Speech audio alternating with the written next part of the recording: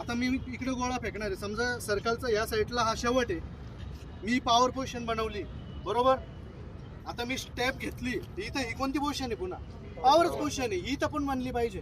मग ही पण proper maintain करण्यासाठी आपल्याला काय करायचं आहे माहिती आहे का, आपल्याला अप्पर बॉडी अपोजिट साईडला होल्ड करून ठेवायची, प्लस या पायावर आपलं काय राहील, वजन राहील.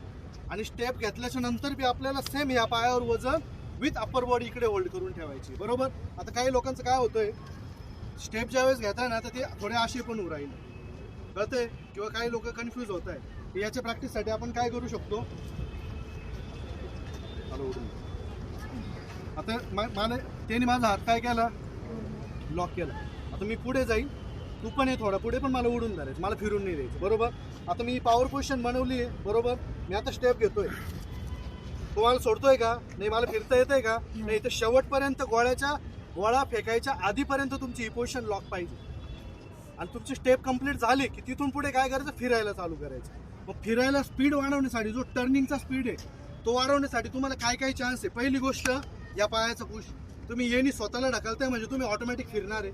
दुसरी गोष्ट, हा हात तुमचा इकडे, याला फिरवायला चालू करा, हा हात तुमच्या अप्पर बॉडीला घेऊन टर्न करेल. आणि हा हात इकडे जात नाही, ही बाजू इकडे चालली तर माझी ही बाजू काय होती, समोर येते ना, सिंपल आहे ना. माझी ही बाजू ओढली आणि मी इकडे खेचतोय, ही बाजू ऑटोमॅटिक काय येते, सरळ येते. ही बाजू सरळ जशी जशी येईल याच्यासोबतच हात काढून टाकायचा असतो. या सगळ्या गोष्टी ज्यावेळेस एकत्र होत्या तर त्यावेळेस तुमचा गोळा काय जातो, एकदम आउट ऑफ नाही, मॅक्सिमम जातो. आउट ऑफ आहेच किती आपल्याला, 8.5 मीटर, 65 पण आहे.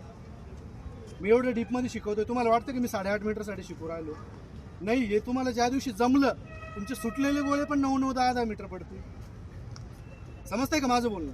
त्याच्यामुळे स्टेप पण त्या गोष्टी जास्त इम्पॉर्टंट आहे. गोळे फेकून गोळे होत नाही, बेस कंप्लीट करा.